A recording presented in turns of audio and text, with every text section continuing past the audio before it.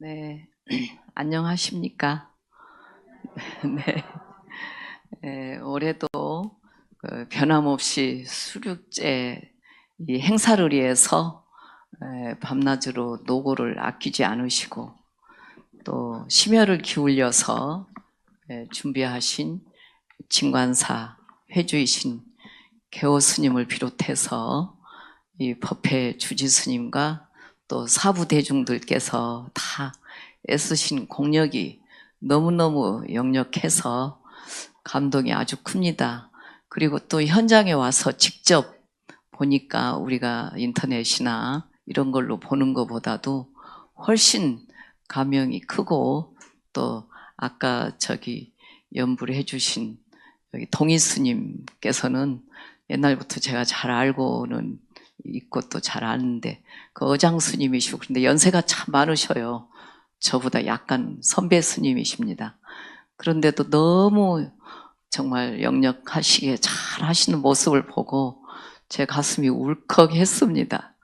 너무 좋아서 막 저절로 막 신심이 나고, 제가 한 10분, 20분 전에 와서 저 방에서 있었는데 여기 주지 스님과 차 한잔 마시면서 있었는데 너무 좋아가지고, 정말 여기 진관사 신도님들께서는 참 복이 많으시구나, 정말 복이 많으신 분이시구나. 또 해마다 이런 도량에 오시기도 어렵고, 저 시골에 사는 분들은 일부러 버스를 대절해도 안 옵니다.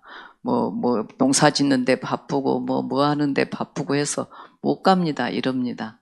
그러는데 여러분들께서는 이렇게 다 오셔서 매년마다 또 매 주마다 이렇게 오셔서 다 참석하셔가지고 공양을 올리시고 다 하시는데, 그 모습을 보고 굉장히 마음이 환희스러웠습니다.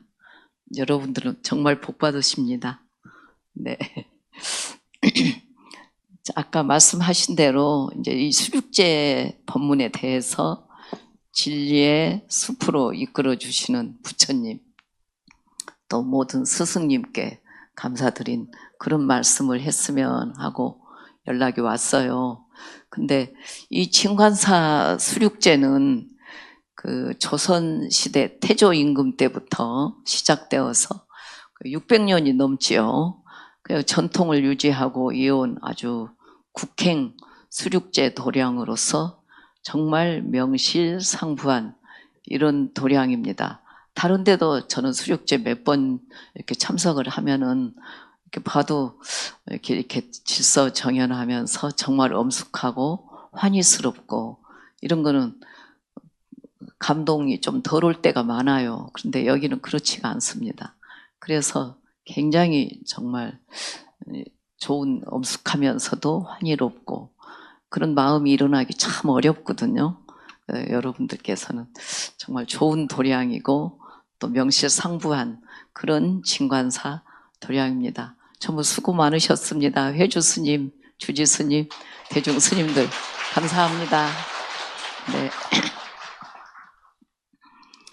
네. 이 수륙제는 그 천지 명량 수륙 무차 평등 대제 이렇게 해서 이 말의 줄임말로 그냥 수륙제라 이렇게 말씀을 드리는데, 정말 이승과 저승, 물과 육지에 있는 모든 삼라만상 중생들의 높고 낮음, 크고 작음, 또 산자와 죽은 자를 가리지 않고 평등하게 베푸는 그러한 법석을 수륙제라고 합니다. 양나라 무제 시대에 그 유주무주의 모든 중생들을 업장 소멸을 위해서 정말 지공선사라든지 이런 여러 스님들을 모시고 또 그 스님들과 의논을 해서 다 대덕 큰 스님들을 모시고 부처님 법답게 또 어떻게 의식을 만들어서 한번 잘해볼까 이렇게 생각하셨는데서, 그러니까 결국은 무제 임금 때에 이게 시작이 되었습니다. 그래서 이렇게 불교에서 49제, 수륙제 이런 등에 쓰이는 제라는 것은 그 산스크리트어로 우포사다라는 말에서 유래되었고, 또 스님들께 공양 드리는 그런 의식을 말하는 것이죠. 그래서 불법을 우리가 강설하고 음식을 베푸는 그러한 불교의 의례입니다. 이와 같이 부처님을 비롯한 모든 스승님들께 귀의하고 찬탄하며 청하여 공양을 올리고 또 공덕과 무차평등한 그러한 자비를 일으키는 마음으로 아까 산자, 죽은 자, 참석한 모든 이들이 복을 얻는 그러한 법식이라 그랬죠. 그래서 그렇게 해서 베푼 음식과 부처님 법으로 윤회에 시달린 그러한 갈증을 버리고 윤회의 고통에서 벗어나게 하는 그러한 것이죠. 그리고 우리가 천지 만물은 다 각자 틀리는 그러한 개성을 다 가지고 있지만은 실제로는 천지 만물은 결국은 같은 뿌리이기 때문에 동근이라고 합니다. 그래서 우리의 불성은 결국은 하나이죠. 지수화풍 4대로 우리가 이 밖에 있는 모든 것도 지수화풍입니다. 그러니까 땅과 물과 불과 바람과 이렇지만 우리 몸도 마찬가지입니다. 우리 몸에 있는 뼈는 지에 해당이 되고 살이라든지, 또 화는 우리 몸속에 이르는 피, 또 풍은 우리가 움직이는 풍이지요. 그래서 지수, 화, 풍이 우리 몸에도 다 4대가 있기 때문에 4대라 이렇게 말하거든요. 이런 그 4대로 이루어진 몸뚱이에 기가 있다면은 살아있는 자라고 말하지요. 근데 육체가 없고 기가 있다면은, 육체는 없는데 기운이 있다, 그러면 영가라고 부릅니다. 그래서 받은 몸의 형상에 따라서 여러 가지 이름으로 불리워지고 있지만은 실체는 하나입니다. 불성의 화장 3개를 말하는 거죠. 그래서 하나이다 이렇게 하는데, 그러나 본래 불성 자체는 바로 장엄의 의식이지만은 업식과 윤회로 나누어서 중생들이 12종류로 그 자기의 그 업에 의해 가지고 그런 힘이 크기 때문에 불보살님과 스승님들에게 또 찬탄을 하고 공양을 올리고 예경하고 이러한 공덕을 전부 다 지으면은 그들의 원력에 힘입어서 우리 모두가 고통에서 건져질 수가 있는 겁니다. 그렇다면 어떻게 해야 공덕이 될 수 있을까요? 대지도론에 보면은 복이라는 것은 보시와 같은 행위 그 자체는 복은 아니지만 우리가 인색하다, 또 탐욕이다, 이런 모든 것들을 부수고 착한 그러한 법을 열 수 있는 선의 뿌리이기 때문에, 보시가 선의 뿌리이기 때문에 복이라고 부릅니다. 이것은 우리가 바느질 할 때의 원리와 똑같습니다. 바느질 할 때 틀로 받고 바늘로 이렇게 꼬매잖아요. 그래가지고 이런 옷을 만들면은, 그렇다고 해서 그 바늘이 이 옷에 붙어 있습니까? 붙어 있지 않습니까? 바늘 붙어 있으면 찔리거든요. 그 바늘은 빼죠. 바늘은 빼지만은 이렇게 옷은 훌륭하게 만들어져 이렇게 장삼이 되어 있습니다. 그래서 여러분들께서 이렇게 복을 잘 짓는다면은, 복은 결국은 훌륭하게 만들어져서 복을 짓는 행위도 그와 같게 이제 말하는 거죠. 그래서 보시의 대상인 그 불보와 승보를 가리켜서 복덕을 키우는 밭이다, 이런 뜻으로 우리가 복전이라고 합니다. 그러니까 돈을 주는 행위라든지 뭐를 하는 그 자체는 복이 아니지만은 그걸 뿌리로 해서 그 공덕을 다 받아 입는 거는 사람들이고 중생들이거든요. 그래서 복전이라고 말합니다. 복전이 되어 주십시오, 이렇게 우리가 얘기를 하는 거거든요. 그래서 복은 몸과 입과 뜻, 신구의 이렇게 말하죠. 3가지 선한 업으로 지은 그러한 선한 결과입니다. 또 몸으로는 착한 행동을 해서 상대를 향해서 바라지 않는 그러한 선한 마음을 일으키고, 또 입으로는 선한 말과, 또 입으로는 항상 찬탄을 하지요. 그렇게 하는 것이 결국은 복이 되는 것입니다. 그 신구의 삼업으로 결국은 복을 짓는 거죠. 우리가 남에게 보시한다 하니까 무슨 많은 돈이나 있고 뭐 그런 것만 많이 주는 것이 보시가 아니에요. 마음으로 또 행동으로 남을 돕고 남을 도와주는 것. 제가 어떤 스님이 한 분 계시는데 얼마 전에 엊그저께 갑자기 상자가 가버렸어요.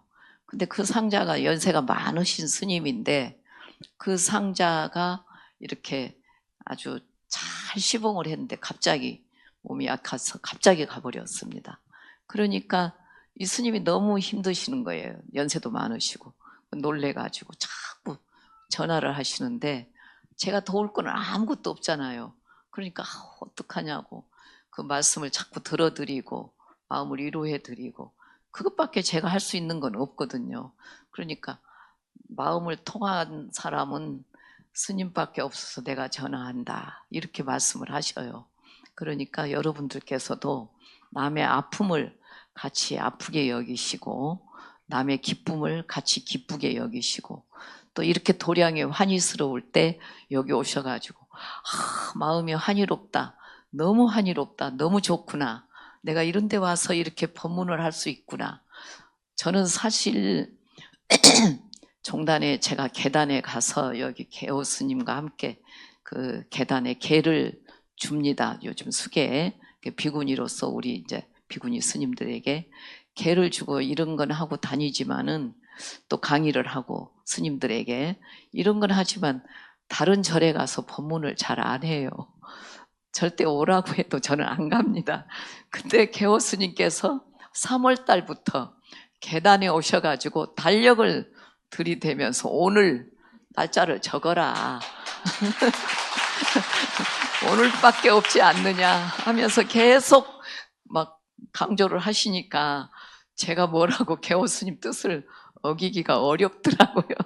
그래서 대답을 했는데 저한테 또 남의 절에 와서 이렇게 진관사에 와서 법문한다 이게 신경이 쓰이는 거예요. 우리 절 같으면은 그냥 제가 노상하는 거니까 아무렇지도 않는데 그 제가 다른 데 가서 사실 법문하는 거는 옛날에 몇십 년 전에 저기 조계사입니다. 조계사 가서 한번 법화경인가 그때 무엇을 강의를 했고 불교 회관의 비구니 회관에 와 가서 법화경을 몇 품을 강의해달라. 그래서 제가 거기 가서 한번 하고 또 계율 강의를 해달라. 그래서 우리가 스님들께서 이렇게 뭐 계율 강의 뭐 해라 이런 거는 제 본분이니까 제가 계율 강의는 아주 많이 했습니다. 주지 스님께서 저한테 옛날에 몇십 년 전이죠. 개를 받고 강의를 들으셨다 그래. 저는 몰랐거든요. 근데 80 몇 년도에 제가 범어사에서 들었습니다. 그렇게 말씀을 하셔서 그때는 내가 초짜였는데 그때 스님이 오셨었구나. 제가 아까 그렇게 생각을 했거든요. 어쨌든 신구의로 그러니까 몸과 입과 뜻으로 선한 말과 찬탄을 하는 것이 복이 되는 것입니다. 그런데 이와 관련된 그 아쇼카 대왕이라고 인도의 불멸 후에 100년 이후에 나타나신 그 대왕의 얘기가 있어요. 그분의 전생 설화입니다. 어느 날 부처님께서는 이제 이른 아침에 그 시자인 아란존자와 함께 걸식을 하기 위해서 그때는 인도에는 다 걸식을 해요. 우리나라는 걸식을 안 합니다. 왜냐하면은 기온이라든지 온도라든지 삶의 그 삶이 그 인도하고는 완전히 틀리니까 걸식을 할 수가 없어요.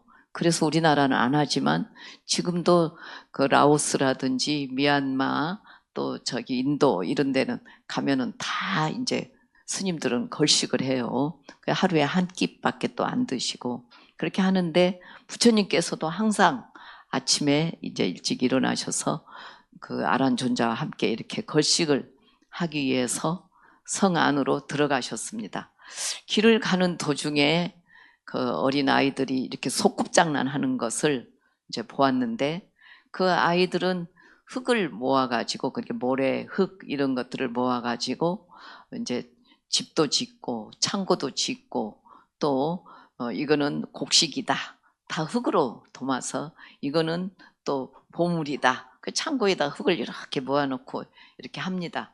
그때 그 사야라는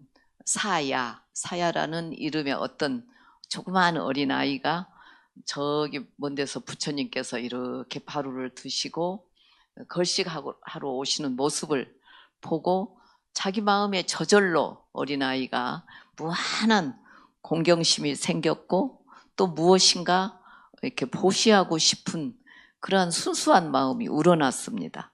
그래서 그 아이는 그 창고에서 곡식이라고 불리는 흙을 이렇게 한 줌을 움켜쥐고 부처님께 이제 올립니다. 올리려고 하니까 키가 너무 작아서 안 되니까 친구의 어깨에 이렇게 나를 받쳐달라 해서 어깨 위에 올라가서 부처님 공양을 올려요. 그러니까 부처님께서 이렇게 바루를 딱 낮추시고 머리를 숙여서 그것을 받아가지고 아란에게 주면서 이것을 가지고 내 방바닥을 발라라, 그 흙으로 발라라, 이렇게 하셨어요. 그러니까 걸식을 마치고 숙소로 돌아온 아란존자는 시자입니다. 그 흙으로 부처님 처소의 방바닥을 한 기퉁이를 이렇게 발랐어요. 그러니까 부처님께서 좀 전에 그 아이가 기쁘게 흙을 보시하여 내 방 한 기퉁이를 발랐다, 그 어린아이는 이 흙 한 줌을 올린 그 공덕으로 나중에 100년 후에, 내가 돌아가고 난 뒤에 100년 후에는 아쇼카 왕이 될 것이다. 실제로 아쇼카 왕이 되었습니다. 역사에도 나오고 경전에도 나오고 중국말로는 아유왕이라고 부르거든요. 근데 아쇼카 왕입니다.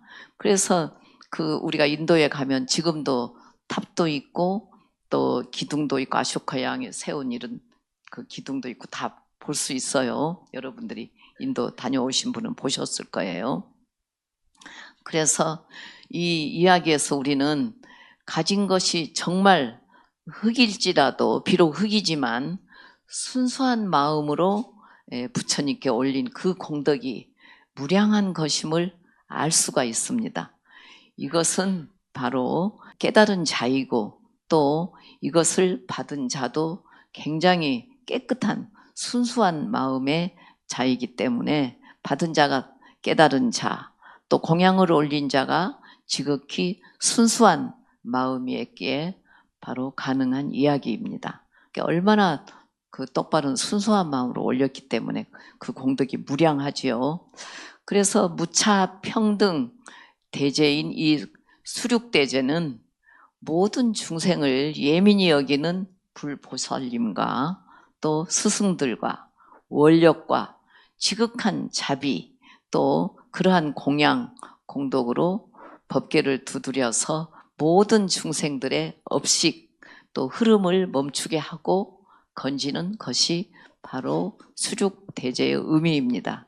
그래서 곧 물과 육지에서 고통받는 영가의 업식은 물론 산자들의 모든 대립과 또 반목과 갈등하는 그러한 그 전도된 흐름을 멈추게 하고 건지는 것입니다. 그 대자대비의 법력으로 이루어진 법식을 바로 수륙대제라고 합니다. 굉장하지요. 모두 한번 합장해 보십시오. 합장. 올해는 마침 그 광복 80주년이고 또 그것을 맞이해서 독립운동에 목숨을 바치신 호국 영령과 또 순국 선열들과 또 모든 천리 명량 어둡고 밝은 그러한 그 수륙 중생들께 이고등락하시어 또 왕생 극락하시기를 발언하옵니다. 제 말씀을 잘 들으소서. 불성은 다 같음이라 업과 고, 여자와 남자, 크고 작음, 높고 낮음으로 갈리었지만 불성은 다 같은 불성입니다. 어찌 이와 같은 형상의 매일이요 단지 밝음과 어둠, 물과 육지에 있는 업식으로 고에 빠졌으니 불성에는 수륙고가 없는 까닭에 마음의 모든 산란함을 내려놓으시고 고와 락, 선과 악의 경계를 벗어나시길 간절히 발언합니다. 불성 있는 모든 자들이여 부처님과 스승의 힘으로 성불하소서. 또한 이 인연 공덕으로 여기에 참여하신 사부대중과 가족들 그리고 그들의 조상님과 모든 영가들께서는 법을 청문한 공덕으로 두루 편안하고 모든 장애에서 벗어나는 공덕을 누리십시오. 이 자리를 마련한 진관사 도량에 늘 부처님과 성인들의 가피가 두루 함께 하여지이다. 네, 합장 내리십시오. 인도에서 태어나신 고타마, 바로 시다르타지요. 우리와 그분은 똑같은 인간이셨습니다. 결코 특별한 능력을 가진 그런 신이 아닙니다. 저희들도 이 강원에서 공부하고 할 때에 부처님은 굉장히 이렇게 거룩하신 뒤에 앉아 계시는 부처님이시고 우리 인간, 우리하고는 굉장히 틀린 다른 아주 훌륭하신 우리하고는 비교할 수도 없는 그러한 부처님이시라고 저는 생각했습니다. 공부할 때는.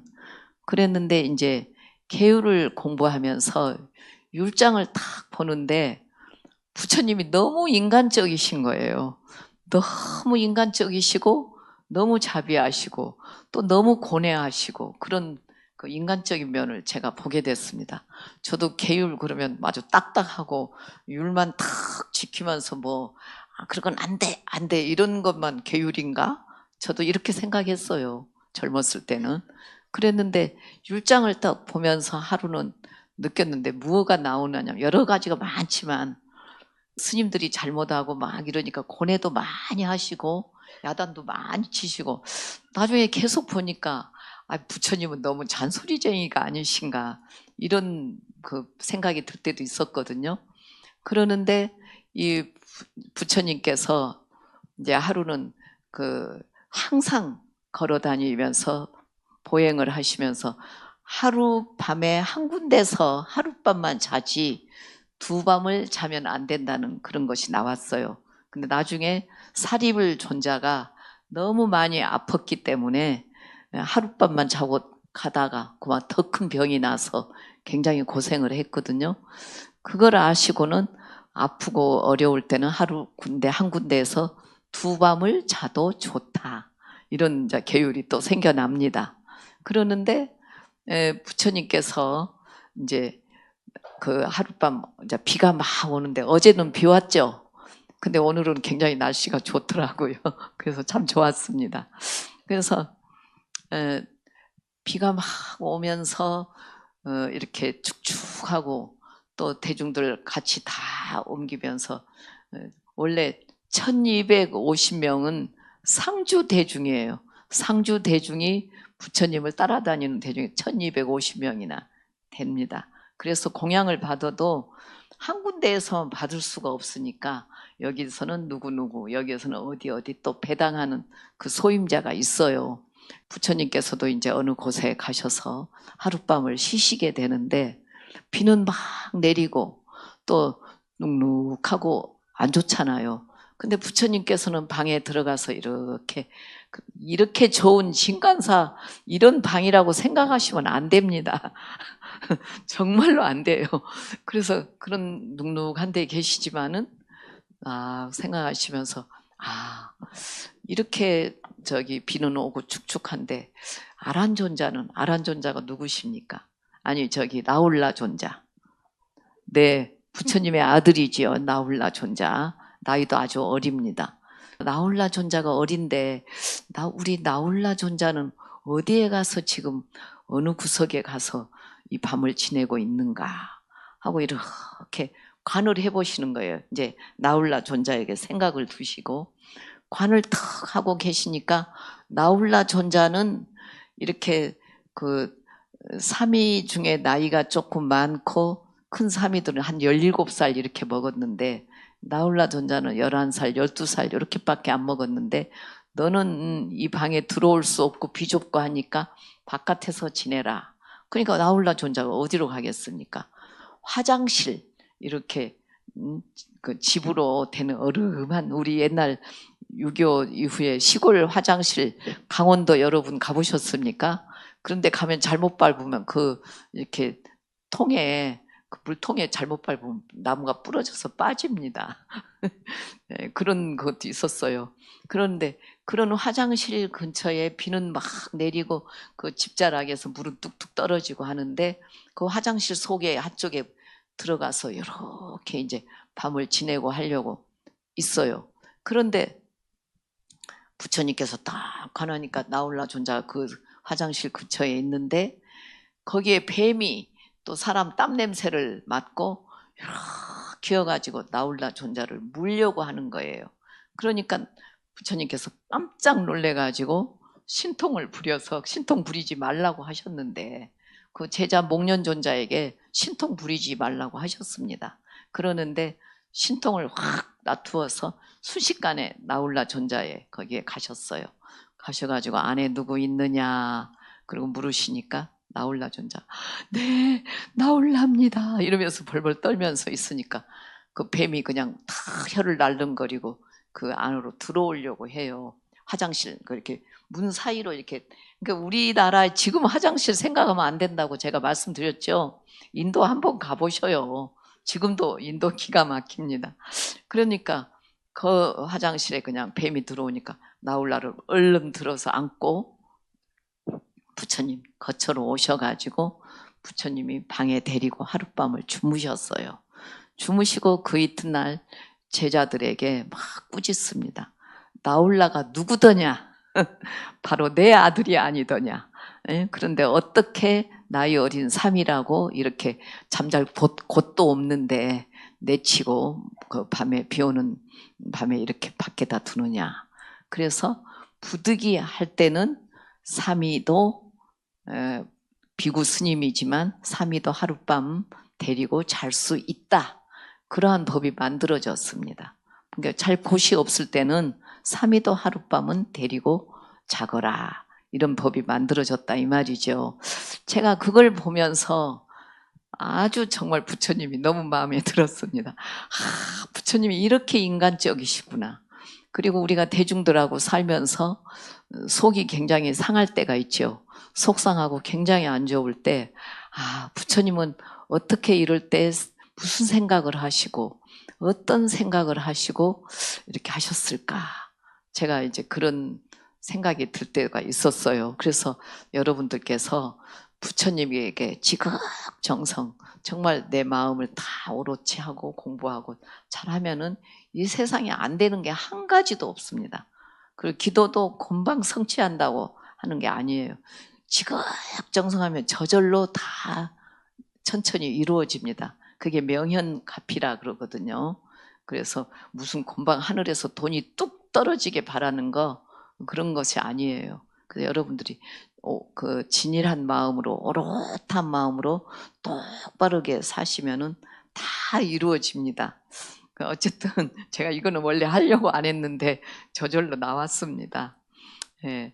그래서 이제 여러분들은 오늘 여기에 있으시면서 그 모습 그대로 제가 이제 부처님이라고 말하고 싶어요.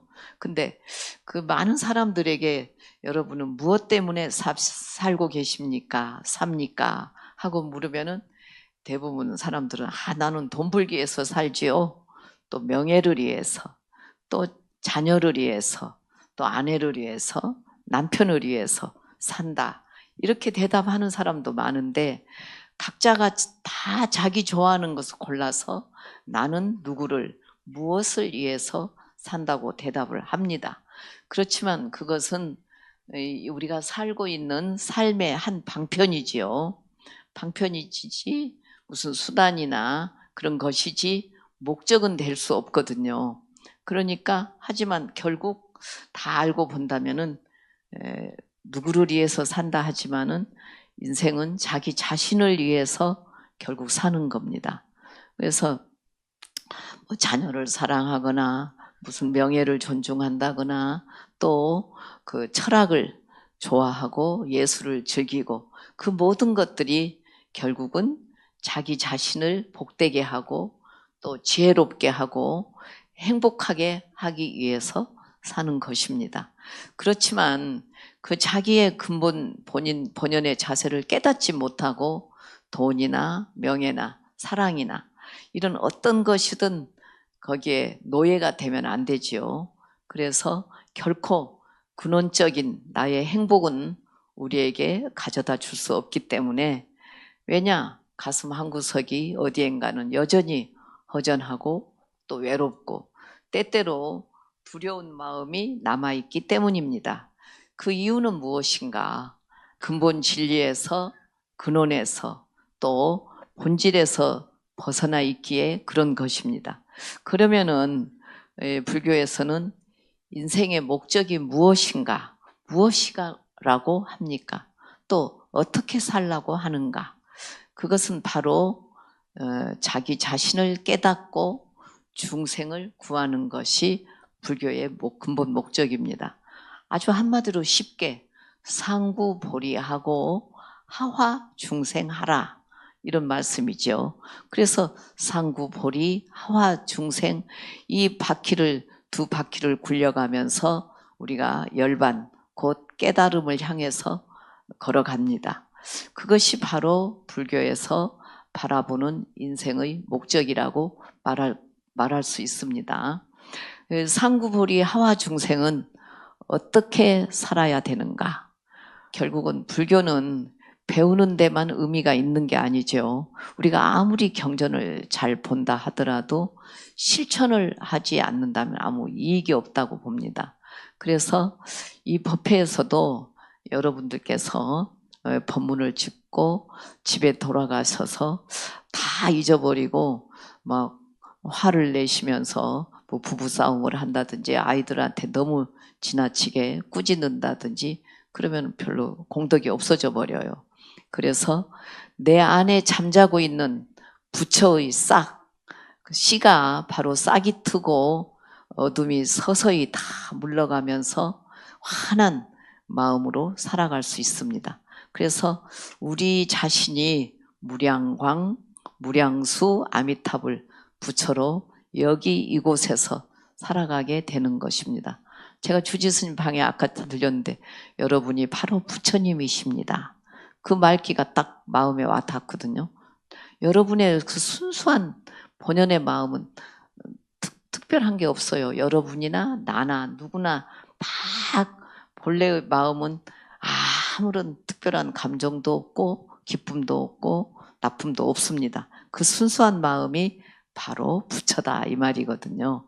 그래서 이제 그렇게 본다면은 바로 이 사바 세계가 그대로 불국토가 되고 극락 세계가 되는 것입니다. 극락이라는 곳은 꼭 저 멀리 있는 뭐 서방 정토 그러니까 거기에만 있고 여기에서 없는 것이 아니죠. 내 마음이 편안하고 모든 그러한 그 고뇌를 여의면은 그것이 바로 극락이기 때문에 절에 가면 스님들이 항상 웃어라, 꽃처럼 살아보라 이렇게 말을 하시지요. 그러면은 여러분들이 법문을 듣고 나도 남편이 아무리 나에게 성질을 부리고 좀 안 좋게 하더라도 나도 웃자, 한번 꽃처럼 내가 웃어봐야지 하면서 선한 마음으로 자꾸 노력을 합니다. 그러면은 남편께서 뭐 저 사람이 잘못 먹었나? 왜 저렇게 웃을까? 그래도 나는 꽃이야 이렇게 생각하면서 절에 가니까 꽃이다, 부처다 하니까 그런 마음으로 환하게 웃고 또 물러서지 않는 마음으로 이렇게 노력하고 또 노력하셔야 되는데, 왜? 원래 나는 부처니까 그게 바로 불자의 태도라 이 말이죠. 그래서 어느 날 이제 절에 오니까 우리가 진짜 빛이요, 꽃이요, 부처로서 본래 모습대로 살고 있는 자신을 발견하게 됩니다. 바로 그것이 무엇이냐? 여러분들이 성공한 인생이라고 할 수 있죠. 그러니까 아무리 돈 많이 번다 하고 아무리 좋은 넓은 아파트에 산다 해도 내 마음이 불편하면은 아무 그 이득이 없다 이 말이죠. 그래서 본래 내 모습대로 부처로 사는 것, 그것이 그 진정한 우리 장부의 모습이고 본연의 모습이라 하는데, 중국의 이제 당나라 시대에 그 유명한 이제 그 시인인 백거이 백낙천이라는 분이 계셨어요. 여러분도 백거이 백낙천 하면 다 아시잖아요. 너무너무 좋아서 달건지다가 물에 빠져버리셨잖아요. 그 백낙천 시인이 그 시가 참 좋은 시가 많습니다. 그래서 이제 그분이 그 항주 소주에 자사, 요즘 같으면 사또예요. 사또가 되셔가지고 갔는데 이 근처에 유명한 스님이 안 계시냐 하니까 여기 복림사라는 곳이 있는데 유명한 스님이신 조가라는 스님이 계십니다. 그 조가라는 스님은 작소 도림선사예요. 그래서 얼마나 소나무 위에 올라가서 이렇게 공부를 하고 계시는데 움직이질 않고 화두만 들고 딱 공부하시니까 새가, 그 머리가 길어도 기른 줄 모르고 계시니까 그 새가 소나무인 줄 알고 거기에다 새 집을 지었대요. 그래서 작소도림선사라고 부르거든요. 근데 그분이 아주 유명하십니다. 그렇게 말을 하니까 그럼 거기 한번 가자. 가가지고 스님을 이제 뵙자. 그 딱 가가지고 이제 뭐 여러 일화가 많지만은 다 말하면은 제가 법문하는 게 30분이라고 하시더라고요. 그래서 많이 할 수는 없습니다. 그래서 가셔서 딱 절을 하시면서 어떤 것이 불법입니까? 불법이 무엇입니까? 하고 물었어요. 그러니까 재앙막작, 중선봉행, 자정기의 시제불교라 이랬어요. 그 말이 무슨 말이냐면은 나쁜 짓 하지 말고 착한 일만 하고 그 마음을 깨끗하게 하면은 그것이 바로 불교다 이 말입니다. 재앙막작, 악을 짓지 말고 이 말이거든요. 착한 일만 하고 마음을 깨끗이 하라. 그러니까 막 백낙천 그 자사가 막 하하거리고 웃었어요. 웃으면서 아유 스님 그거는 3살 먹은 삼척 동자도 다 아는 일 아닙니까? 누구든지 착한 일하고 나쁜 마음 쓰지 말라고 하잖아요. 그거 다 아는 건데 뭐 그것이 불법이라고 합니까? 그렇게 대답을 했어요. 그렇게 물었습니다. 그러니까 그 작소 도림선사께서 무슨 소리냐? 3살 먹은 삼척 동자도 다 알지만 80 먹은 노인도 실천하기는 어렵다. 행하기는 어렵다 이 말이죠. 그래서 지금 얼마나 시끄럽습니까? 우리 승가와 뭐 또 다 마음 잘못 쓰는 사람 많은 데는 정치도 마찬가지고 시끌시끌하죠. 그래서 시끄러운 겁니다. 그래서 그 80 먹은 노인도 실천하기는 어렵다. 이렇게 조가 선사께서 답하셨습니다. 그래서 이 불법은 결국은 행하는 데에서, 실천하는 데에서 지혜가 생기고 힘이 생깁니다. 그러나 불교는 행하는 것이라 했기 때문에 진리를 알고 실천해야만 내 인생이 정립이 되고 또 우주관도 확립이 됩니다. 그래서 나는 왜 이렇게 여기 있고 또 여기 있고 이 세상에 태어나서 무엇을 명확하게 내가 잘 해야 할 것인가, 여러분들이 확실하게 알고 항상 어느 곳에 처해도 자기 마음의 준비가 필요합니다. 근데 그렇게 하려고 하면 그 준비가 무엇인가? 결국은 나를 버리는 일입니다. 내 자신을. 나를 버리지 않으면은요, 정말 일들이 복잡합니다. 여러분들께서 여러분 세속에 사시는 일들도 많이 복잡하지만은 저희들 절에서도 그래요. 이렇게 많은 스님들이 지금 여기 진관사 대중들이 다 사는데 마음을 잘 쓰면은 오늘같이 얼마나 환희스럽습니까? 아까 그 봉청 막 하시고 했잖아요. 연불. 그 환희스러운 마음에 막 제 마음이 이렇게 막 뜨면서 울렁울렁 하더라고요. 그러는데 그런 거 하면서도 만약 밥을 먹고 지금 나가서 공양을 하고 하는데 누가 아이고 스님 이것 좀 주세요 이러면 괜찮은데 막 바쁘고 힘들다고 스님 이것 좀 갖고 와요 이러면은 금방 화가 푹 납니다. 납니까 안 납니까? 아니 좋게 불러도 되는데 왜 나한테 빽 하는가? 그 화가 싹 올라오는 거. 그 아까 좋았던 환희로운 마음 싹 없어져 버려요. 왜? 나를 버리지 않기 때문에. 그러니까 그 말 들어도 좀 기분이 나쁘죠. 내가 있으니까. 내라는 생각이 딱 있잖아요. 저도 그렇더라고요. 기분이 나쁜데 딱 참자. 조금만 참으면은 상대도 그렇게 해도 금방 또 화가 안 나고 누그러지니까 그만 괜찮더라고요. 근데 참지 않고 빽죽하면서 왜 소리 질러? 이러면 그만 싸우게 되는 거예요. 그래서 가장 중요한 게 뭐냐면은 결국은 무아지요. 우리가 나를 내세우고 있으면은 바람이 막 불어와서 나에게 탁 부딪힙니다. 그래서 나는 바람 맞은 사람이 돼요.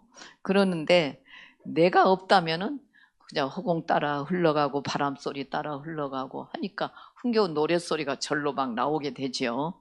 그래서 불교에서는 무아를 강조합니다. 무아, 나를 없애라. 내가 없다.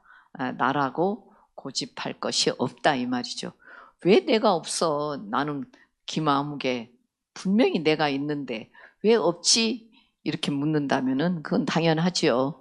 그런데 이 무아라는 것은 결국은 고정된 실체가 없어요. 내가 없다라는 뜻이기 때문에 그 모든 존재는 연기된 존재입니다.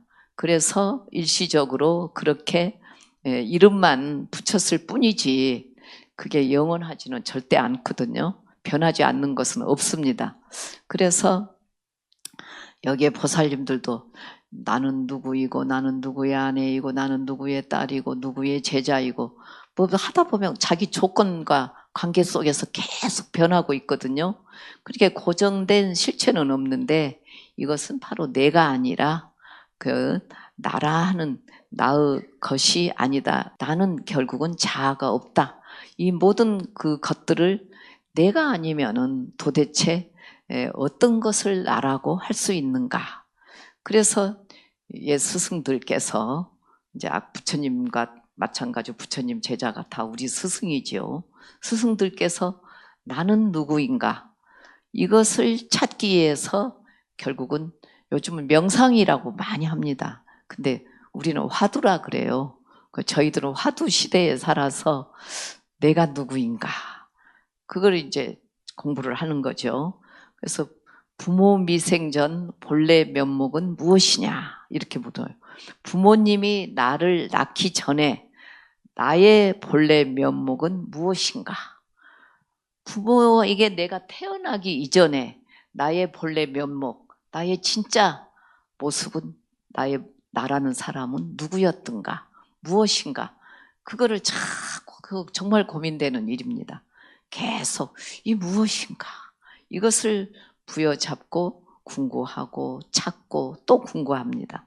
그래서 불자라면 적어도 오늘은 무엇을 입을까? 어떤 주식에 내가 투자를 해야 되나? 이런 것보다도 결국은 단 10분만, 단 5분만이라도 마음을 비우고 차분히 앉아서 나는 누구인가? 이 누구인가? 이렇게 찾아야 됩니다. 이와 관련돼서 서산대사의 그 선가구감의 첫 구절을 보면은 유일물 어차하니 종본이래로 소소영령하여 부중생 부중멸 명부득 상부득이라 이랬거든요. 그게 무슨 말씀이냐면은 여기에 한 물건 일물이라 그러죠.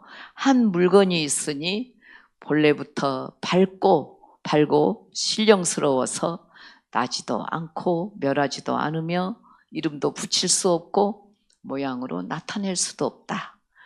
이 글이요, 굉장히 쉬운 것 같은데 굉장히 아주 기막힌 글입니다. 나에게 한 물건이 있다. 이 물건, 그 물건이 바로 내 마음이거든요. 한 물건. 그 일물을 지금 얘기하는데 그것은 우리 모두가 여러분들께서 다 갖고 있는 아주 신령스러운 존재입니다. 그거를 바로 일물이라고 이렇게 말씀을 하셨어요. 그래서 그 근본 본원에서 딱 살펴보면은 나지도 않고 죽지도 않고 또 생사는 그저 일시적인 나의 모양일 뿐이지 정말 하나로 이름 지어서 말할 수도 없고 어떤 모양으로 나타낼 수도 없다. 우리 모두는 근본 자리에서 그만큼 아주 소소영령한 그놈이다. 그게 한 물건이라고 그랬어요. 그래서 이 한 물건이 아까 제가 꽥 부르면 아까 연보를 하고 이럴 때는 굉장히 좋은 마음이었는데 누가 빽 부르면 소리 빽 내고 화가 나잖아요. 그것도 일물입니다. 그리고 이렇게 가만히 무심하게 앉아 있는데 갑자기 저기 누가 탁 때리면 깜짝 놀랐고 뭐 이렇게 하거든요. 그것도 일물입니다. 또 어떤 스님이 공부를 굉장히 열심히 하셨어요. 공부를 열심히 탁 하셨는데 갑자기 저렇게 문 참 좋잖아요. 그 문에 손을 이렇게 대고 바람이 살살 불어오는데 이놈은 무엇인가? 도대체 내가 누구신가? 딱 공부를 했는데 갑자기 문이 쫙 바람이 부니까 닫히면서 내 손가락을 탁 때린 거예요. 그 손가락이 얼마나 아픕니까? 그냥 아이고 아야 그냥 이 정도만 했으면 좋았는데 아야 하면서 자기도 모르게 화가 벌컥 났어요. 그 화를 탁 내니까 그 자리에 금방 뱀으로 변해가지고 탁 떨어졌다 그래요. 그러니까 얼만큼 우리가 한번 성을 내고 한번 마음을 잘못 쓰느냐가 굉장히 중요하기 때문에 그 일물이 굉장히 아까 참 좋잖아요. 소소영령하고 내가 아는 놈이니까. 나는 정말 어린애를 보면은 굉장히 좋은 마음이 들더라고요. 어린애가요 기차를 딱 탔는데 엄마한테 안겨가지고 뒤에를 탁 보고 있는 거예요. 이렇게 엄마는 못 보죠. 아기를 안고 있으니까. 근데 이렇게 아기는 뒤로 우리 스님네가 앉아 있으니까 너무 특이합니다. 그래가지고 이렇게 들여다보고 우리를 쳐다봐요. 내가 손을 이렇게 했더니 또 관심이 가는 거예요. 그래서 좋아가지고 또 이렇게 딱 숨었다가 다시 고개를 내면서 또 이렇게 쳐다봅니다. 그 마음, 그래서 좋아가지고 우리가 이렇게 하고 하니까 좋아가지고 쌩긋쌩긋 웃고 그 마음이 굉장히 정말 순수하고 아는 그 마음이죠. 그래서 근데 그 어린애만 그런 게 아니라 우리가 다 갖고 있죠. 그래서 그 마음을 제가 찾는 것이 우리의 불교의 본 목적이다 이거죠. 그래서 이 마음이라는 것은 언어로 우리의 마음을 어떻게 표현할 수도 없습니다. 그렇지만 나는 누구인가 하고 굉장히 궁구를 하셔야 되겠죠. 그래서 지금까지 그 우리의 스승이신 고타마 시타르타 서가모니 부처님의 깨달으신 그러한 내용이 결국은 나는 누구인가를 마음으로 깨달으시면서 그 중생의 마음이 결국은 이 마음을 내가 잘 쓰고 곧게 잘 쓰면은 정말 이 마음이 깨끗하고 내 본래의 마음이 이렇게 소소영령하고 정말 똑똑한 이러한 내 마음 자체구나 이걸 깨달음을 얻으셨어요. 그래서 그때부터 이제 그 조사 스님들께서도 계속 그걸 받아가지고 이어오시면서 공부하고 해서 깨달으신 내용이 결국은 나는 환한 우리 자신이 바로 부처요 환한 강명이라는 사실을 확연히 알게 됐습니다. 그래서 이 역대 조사님들께서도 열심히 공부하셔서 깨달으신 내용도 이런 거죠. 그래서 인생을 아주 당당하고 또 그 아주 거침없게 여러분들이 밝게 살아라. 그래서 행복하고 행복하라. 이것이 바로 스승에서 우리에게 또 간곡하게 전해주신 말씀인데 그 서가모니 부처님의 가르침이 중국으로부터 전해오고 또 우리나라에 들어와서 오늘 여기까지 전해진 데에는 많은 스승들께서 그 의지적인 그러한 그 윤리를 지니고 또 대승적인 그러한 선행과 또 계율로서 악을 그치고 선을 닦는 대로 지향하게 하셨습니다. 그래서 피나는 노력이 우리 선배 스님들이란지 훌륭한 스승님들께서 피나는 그러한 노력이 있었기에 오늘날 불교가 이렇게 꽃을 피고 진관사에서 아주 장엄스럽게 이런 화려하게 그러면서도 정중하고 이렇게 엄하게 잘 꽃을 피우고 여러분들이 많은 기쁜 마음으로 이렇게 오늘 여기에 오셨습니다. 이런 것들이 하루 이틀에 이루어진 것이 아니기 때문에 다 스승님들께 감사하다 이런 얘기죠. 이런 것에 대한 고마움을 우리 불자님들은 잊지 마시고 그 고마움으로 오늘 하루하루를 아주 당당하게 사시고 매일매일 이 순간을 여러분들이 소중하게 보내셔야 됩니다. 결코 어둠의 그런 무기력이라든지 또 우리를 점령해서 내 마음을 올가매게 그렇게 놓아두어서는 안 된다 이 말이죠. 바로 여러분께서는 환한 강명, 소소영령한 그런 햇살 같은 그러한 존재입니다. 여러분이 바로 부처님이시다 이 말이죠. 그동안 법문 들으시느라고 수고 많으셨습니다. 모두 다 행복하십시오. 네, 대중들께서는 감사합니다. 모두 자리에서 일어나 주시기 바랍니다.